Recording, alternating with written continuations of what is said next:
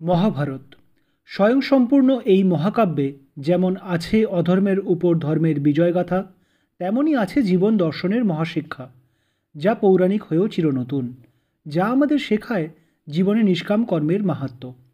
মহর্ষি বেদব্যাস দ্বারা রচিত এই মহাকাব্যের কিছু জানা অজানা কাহিনী শ্রোতাদের সামনে তুলে ধরাই হলো আমাদের এই ছোট্ট প্রচেষ্টার উদ্দেশ্য। আগের পর্ব সৈন্য সন্নিবেশ এবং উলুকের কটূক্তিতে যা শুনেছেন তা একবার ছোট্ট করে মনে করিয়ে দিই। হস্তিনাপুর থেকে প্রত্যাবর্তন করে শ্রীকৃষ্ণ সম্রাট যুধিষ্ঠিরকে সকল বৃত্তান্ত নিবেদন করলে যুধিষ্ঠির এবার রত হলেন সৈন্য সন্নিবেশে। পাঞ্চাল যুবরাজ ধৃষ্টদ্যুম্ন পাণ্ডব সেনার সর্বাধিনায়ক রূপে অভিষিক্ত হলেন। অপরপক্ষে দুর্যোধনও নিজের সৈন্য সজ্জা করে কুরুক্ষেত্রে উপস্থিত হলেন। মহামহিম ভীষ্ম কৌরব সেনার সর্বাধিনায়কের পদ অলঙ্কৃত করলেন। দুই যুযুধান পক্ষ সম্মুখীন হল হিরণবতী নদীর তটে। পাণ্ডবদের উত্তেজিত ও অপমান করতে শকুনিপুত্র উলুককে পাণ্ডব শিবিরে প্রেরণ করলেন দুর্যোধন, কিন্তু উলুকের অপমান শুনেও শান্তচিত্তে রইলেন পাণ্ডবগণ। দুর্যোধন আরও বেশি ক্রুদ্ধ হয়ে উঠলেন। তারপর কি হলো? উলুক কর্তৃক পাণ্ডবদের অপমানিত তথা উত্তেজিত করবার কুপ্রয়াস ব্যর্থ হলে দুর্যোধন এবার তাঁর পক্ষের মহারথীদের সাথে নিজেদের এবং পাণ্ডব পক্ষের রথী মহারথী নির্ণয় করতে বসলেন। ভীষ্ম বললেন, দেব সেনাপতি কার্তিকেয়কে নমস্কার করে আমি কৌরব সৈন্যের সর্বাধিনায়কের পদ গ্রহণ করলাম পুত্র দুর্যোধন। এই যুদ্ধে যদিও আমার উৎসাহ নেই, তথাপি নিতান্ত কর্তব্যের বশেই আমি এই সর্ববিনাশক যুদ্ধে অংশগ্রহণ করলাম। তুমি নিশ্চিন্ত থাকো, ধর্মানুসারে যেভাবে যুদ্ধ করা সম্ভব আমি সেইভাবেই যুদ্ধ করব ও তোমার সৈন্য রক্ষা করব। পিতামহ, আপনি সুদক্ষ রণপণ্ডিত, বললেন দুর্যোধন। আপনি গণনা করে বলুন দুই পক্ষে রথী মহারথীর সংখ্যা কত? তুমি এবং তোমার ভ্রাতাগণ সকলেই শ্রেষ্ঠ রথী, বললেন ভীষ্ম। ভোজবংশীয় বীর কৃতবর্মা, মদ্ররাজ শল্য, যাকে তুমি ছলের সাহায্যে কৌরব পক্ষে যোগদান করতে বাধ্য করেছ, এবং সোমদত্ত পুত্র ভূরিশ্রবা, এরা সকলেই অতিরথ। সিন্ধুরাজ জয়দ্রথ দুই রথের সমান। তোমার পুত্র লক্ষণ, দুঃশাসনের পুত্র গান্ধাররাজ শকুনি, অবন্তী নগরীর বিন্দ এবং অনুবিন্দ, মাহিষ্মতি রাজ নীল, এরা সকলেই রথী। কৃপাচার্য অতিরথ, আচার্য দ্রোণ শ্রেষ্ঠ অতিরথ। ইনি যুদ্ধে দেব দানব যক্ষ গন্ধর্ব সকলকেই পরাস্ত করতে পারেন, কিন্তু এও মনে রেখো অর্জুন তার প্রিয় শিষ্য, কাজেই তিনি তাকে বধ করবেন না। দ্রোণপুত্র অশ্বত্থামা মহারথ, কিন্তু তিনি নিজের জীবনকে অতি প্রিয় মনে করেন, এটা তার মহাদোষ। প্রাগ জ্যোতিষপুরের মহারাজ ভগদত্ত, মহাবল রাক্ষস অলম্বুস, এরা সকলেই মহারথী। আর মিত্র কর্ণ? প্রশ্ন করলেন দুর্যোধন। তিনি তো নিশ্চয়ই অতিরথ। অতিরথ? কর্ণ? স্মিত হাস্যে ব্যঙ্গ করে বললেন ভীষ্ম। তোমার মিত্র ওই কুচক্রী সুতপুত্র কর্ণ মহারথীও নয়, এমনকি সে পূর্ণ রথীও না, সে অর্ধরথ। কর্ণ সর্বদাই পরনিন্দা করে, নিজের সামর্থ্যের ব্যর্থ দম্ভ করে। গুরু পরশুরাম একে অভিশাপ দিয়েছেন। সহজাত কবচ কুণ্ডলও এর আর নেই। অর্জুনের সাথে যুদ্ধ হলে এর প্রাণ রক্ষা অসম্ভব। মহামহিম সত্যই বলেছেন দুর্যোধন, বললেন গুরু দ্রোণ। কর্ণ অভিমানী, তাকে যুদ্ধক্ষেত্র থেকে পলায়ন করতে আমি বহুবার সচক্ষে দেখেছি। কর্ণ প্রকৃতই অর্ধরথ। মহামহিম, আপনি সর্বদাই আমাকে কটুবাক্যতে পীড়ন করেন। ক্রুদ্ধ কর্ণ বললেন, আপনি আপনার ইচ্ছা মতো রথী মহারথী বিচার করে আমাদের মধ্যে বিভেদ সৃষ্টি করতে চাইছেন? আপনি চিরকালই পাণ্ডবদের সপক্ষে থাকেন। লোকে বলে আপনি নাকি কখনোই মিথ্যা ভাষণ করেন না। কেবল দুর্যোধনের জন্যই আমি আপনার এই মিথ্যা ভাষণ সহ্য করি। আমার মতে আপনি স্বয়ং অর্ধরথ।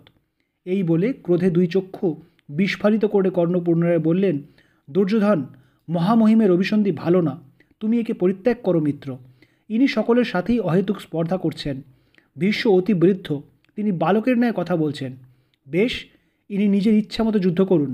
এনার মৃত্যু হলে আমি একাই সকল শত্রু নিধন করব। অঙ্গরাজ, আসন্ন যুদ্ধের প্রাক্কালে তোমার আর আমার মধ্যে বিবাদ কাম্য নয়, তাই তুমি জীবিত রইলে।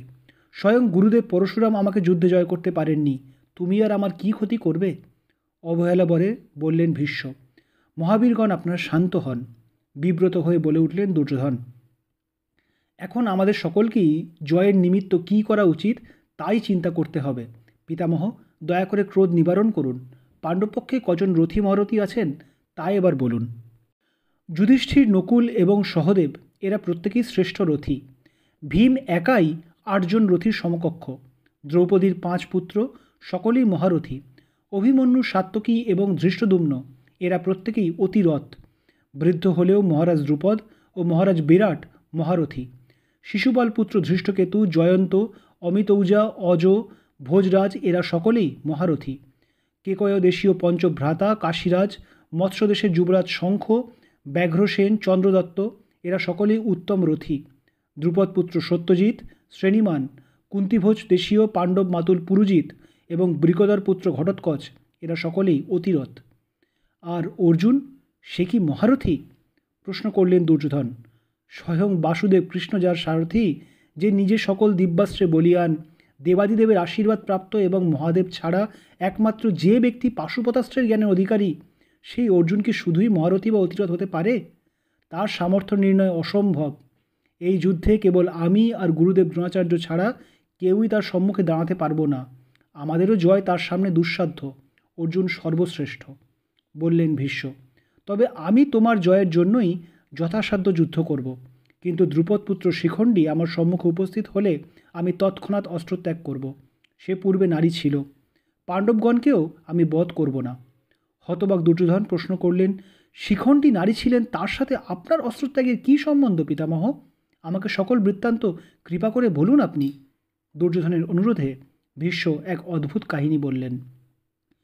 পুত্র, এ তোমার জন্মের বহু পূর্বের কাহিনী।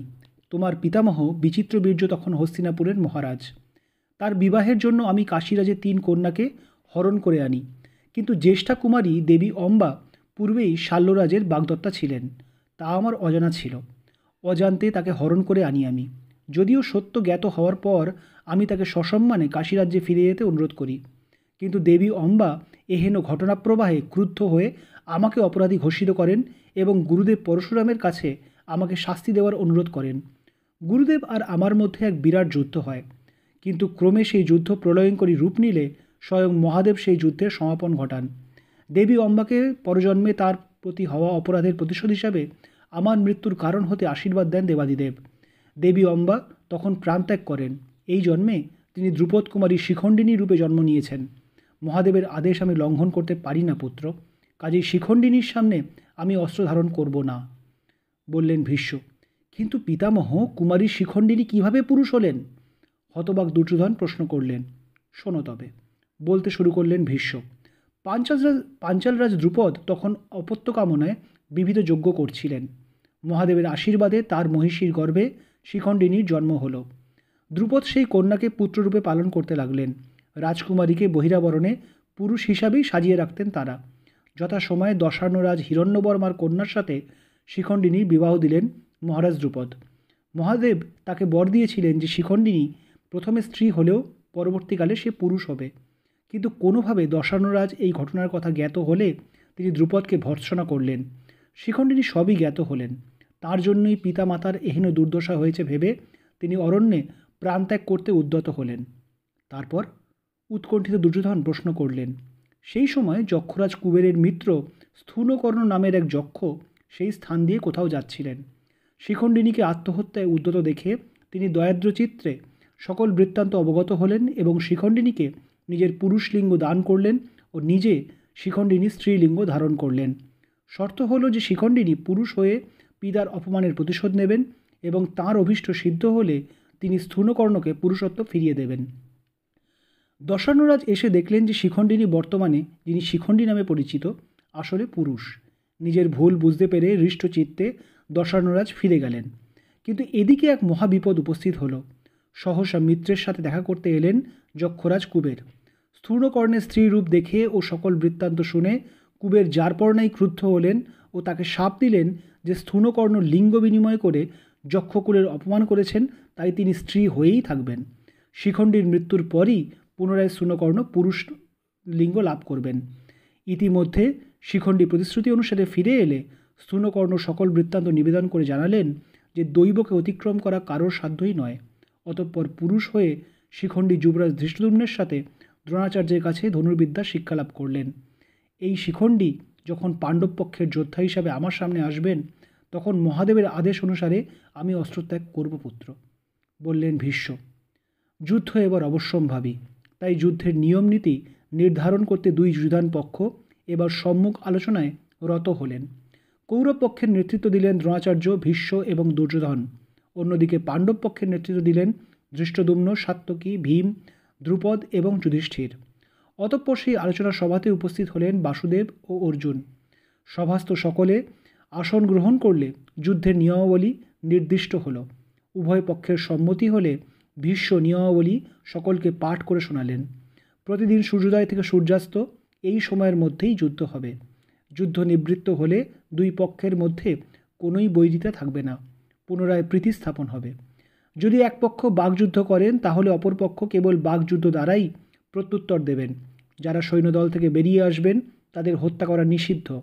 গজারোহীর সাথে গজারোহী, অশ্বারোহীর সাথে অশ্বারোহী এবং পদাতিকের সাথে কেবল পদাতিকই যুদ্ধ করতে পারবেন, এর অন্যথা হবে না। আক্রমণের পূর্বে অবশ্যই বিপক্ষকে সূচিত করতে হবে, কিন্তু বিশ্বস্ত বা বিহ্বল ব্যক্তিকে হত্যা করা যাবে না। অন্যের সাথে যুদ্ধরত ব্যক্তিকে হত্যা করা যাবে না। ভারবাহক, স্তুতিপাঠক বা ভেরি প্রভৃতি বাদ্যকারের উপর কোনোভাবেই প্রহার করা যাবে না, ইত্যাদি সকল নিয়ম স্থির করে ধর্মানুসারে যুদ্ধের প্রতিজ্ঞা করলেন দুই পক্ষ। এদিকে হস্তিনাপুরে আসন্ন ধ্বংসের কথা চিন্তা করে আশঙ্কায় ও ভীতিতে দিনাতিপাত করছেন বৃদ্ধ মহারাজ ধৃতরাষ্ট্র। এ কি হয়ে গেল? তিনি হয়তো ইচ্ছা করলে এই মহাপ্রলয় রুদ্ধ করতে পারতেন, কিন্তু যখন সে সময় ছিল তিনি পুত্রমোহে অন্ধ হয়ে নিশ্চেষ্ট ছিলেন। এখন এই মহাধ্বংসের দামামা নিনাদিত হয়েছে। মহারাজের একে একে সব মনে পড়তে লাগলো। যতুগৃহ, দূতসভা, দ্রৌপদীর সেই অপমান, ভীমের বজ্র প্রতিজ্ঞা, তারপর বাসুদেবের সেই অপমান, তাকে বন্দি করতে উদ্যত দুর্যোধনের স্পর্ধা। হায় হায়, একাকী কক্ষে বসে এইসব ভাবছেন ধৃতরাষ্ট্র। সহসা তার সামনে এসে দাঁড়ালেন মহর্ষি ব্যাসদেব। পুত্র ধৃতরাষ্ট্র, তোমার সব কুশল তো? মহর্ষির কণ্ঠস্বর শুনে সহসা চিন্তা জাল থেকে বেরিয়ে এলেন মহারাজ। মহর্ষি, আপনি এসেছেন মহর্ষি? রক্ষা করুন ভগবান, আমার হৃদয়ে সুখ নেই। এ কি হয়ে গেল মহর্ষি? শান্ত হও পুত্র, ধীর ও শান্ত স্বরে বললেন মহর্ষি ব্যাস। কালের চক্রের পিষ্টনে আর্যাবর্তের রাজাগণ এবং তোমার পুত্রগণ বিনষ্ট হবে মহারাজ। সে চক্রের আবর্তন অমোঘ। তুমি বা আমি নিমিত্ত মাত্র পুত্র। এই জেনেই তুমি শোক দূর করো। যদি আসন্ন যুদ্ধ তুমি স্বচক্ষে দেখতে চাও, আমি তোমাকে দিব্যদৃষ্টি দিতে পারি। সেই উদ্দেশ্যেই আজ আমার এখানে আগমন। না না মহর্ষি, আমি পারবো না। দুই চোখে অঝোর ধারায় ক্রন্দন নেমে আসে বৃদ্ধ মহারাজের। ইতিপূর্বেই পুত্রস্নেহে অন্ধ হয়ে দুর্যোধনের সকল অপরাধের নীরব সমর্থন করে আজ এই মহাযুদ্ধের কারণ হয়ে দাঁড়িয়েছি আমি পাপী হে পিতা। স্বচক্ষে নিজের বংশের ধ্বংস দেখে সেই পাপ আর বৃদ্ধি করতে চাই না আমি। হে দিব্য দৃষ্টি আপনি অন্য কারুকে প্রদান করুন হে ভগবান, অন্য কাউকে দান করুন। আমি চাই না আমি। তাহলে দিব্য দৃষ্টি আমি কাকে প্রদান করব রাজা? তুমিই তা বলে দাও, বললেন মহর্ষি ব্যাস। ভগবান, আপনি এই দৃষ্টি সঞ্জয়কে প্রদান করুন, করজোড়ে বললেন মহারাজ ধৃতরাষ্ট্র। সঞ্জয় আমার পরম সুহৃদ, সে স্পষ্ট বক্তা, পক্ষপাতহীন। কৌরব এবং পাণ্ডব দুই পক্ষেরই প্রতি তার সম মনোভাব। সঞ্জয়ই আমাকে যুদ্ধের সকল বৃত্তান্ত শ্রবণ করাবে। তথাস্তু পুত্র, বললেন ব্যাসদেব। আমি সঞ্জয়কে দিব্যদৃষ্টি প্রদান করলাম।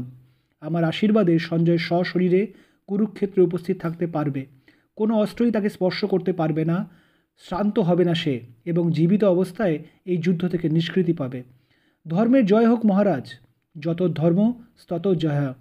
অতঃপর সঞ্জয়কে দিব্যদৃষ্টি প্রদান করলেন মহর্ষি ব্যাস। মহর্ষি প্রস্থান করলে ধৃতরাষ্ট্র সঞ্জয়কে বললেন, সঞ্জয়, তুমি তো প্রাজ্ঞ ব্যক্তি, ধর্মের সূক্ষ্মতম জ্ঞান তোমার আছে। যে ভূমির অধিকারের জন্য নৃপতিগণ পরস্পর যুদ্ধে লিপ্ত হন, আমাকে সেই ভূমির মাহাত্ম্য বর্ণনা করো তুমি। মহারাজ, আমার যে জানা আছে তা আমি আপনাকে বলছি। জগতে দুই প্রকার জীব আছে, স্থাবর ও জঙ্গম। জঙ্গমদের মধ্যে যারা জরায়ুজ, তারাই শ্রেষ্ঠ। জরায়ুজদের মধ্যে শ্রেষ্ঠতম হল মনুষ্য। ভূমি সর্বভূতের পরম আশ্রয়। যার ভূমি আছে সে স্থাবর জঙ্গমের অধিকারী। তাই নৃপতিগণ ভূমির জন্য একে অপরের সাথে যুদ্ধ করেন। মহারাজ, আমরা যে ভূমিতে বসবাস করি তার নাম জম্বুদ্বীপ। এই জম্বুদ্বীপে 6টি বর্ষ পর্বত আছে: হিমালয়, হেমকূট, নিষাদ, নীল, শ্বেত এবং শৃঙ্গবান। এই সকল পর্বতের মধ্যবর্তী স্থলে বহু সহস্র যোজন ব্যাপ্ত পূর্ণ জনপদ সমূহ আছে। এইগুলির নাম বর্ষ। হিমালয়ের দক্ষিণে ভারতবর্ষ, উত্তরে হৈমবৎ বর্ষ, হেমকূট পর্বতের উত্তরে হরিবর্ষ। এই যে ভারতবর্ষ, এতে 7টি কুল পর্বত আছে এবং আছে গঙ্গা, যমুনা, শতদ্রু, গোদাবরী, সরস্বতী, নর্মদা প্রমুখ মহাফলপ্রদায়িনী নদীসমূহ। ভারতবর্ষে বহু দেশ আছে, যথা কুরু, পাঞ্চাল, মৎস্য, দশার্ণ, চেদি, সুরসেন, কাশ্মীর, সিন্ধু, সৌবীর, গান্ধার, দ্রাবিড়, কেরল, কর্ণাটক প্রভৃতি। এই সকল রাজ্যের রাজাগণ একে অপরের ভূমি অধিকার করতে সর্বদাই সচেষ্ট, কিন্তু কারোরই পরিতৃপ্তি হয় না। মহারাজ, সকল ভূমির মধ্যে ভারতবর্ষ শ্রেষ্ঠ, তাই এর অধিকার করতেই এই যুদ্ধের অবতারণা। ধৃতরাষ্ট্র উৎসাহের সাথে শ্রবণ করলেন সকল বৃত্তান্ত, অতঃপর দীর্ঘশ্বাস ত্যাগ করলেন। আগামী প্রাতঃকালে শুরু হতে চলেছে ভারতবর্ষের ভূমি অধিকারের নিমিত্ত সর্বাপেক্ষা বৃহৎ যুদ্ধ, যা মহাভারতের যুদ্ধ নামেও খ্যাত হবে। সম্মুখীন হতে চলেছেন ভারত ভূমির শ্রেষ্ঠ বীরগণ। কী ফল হবে এই যুদ্ধের? আজ এইখানেই শেষ করছি। আগামী পর্বে মহাকাব্য মহাভারতের আরও কিছু কাহিনী নিয়ে আবার আমরা আপনাদের কাছে আসব। ভালো লাগলে জানাতে ভুলবেন না। ধন্যবাদ।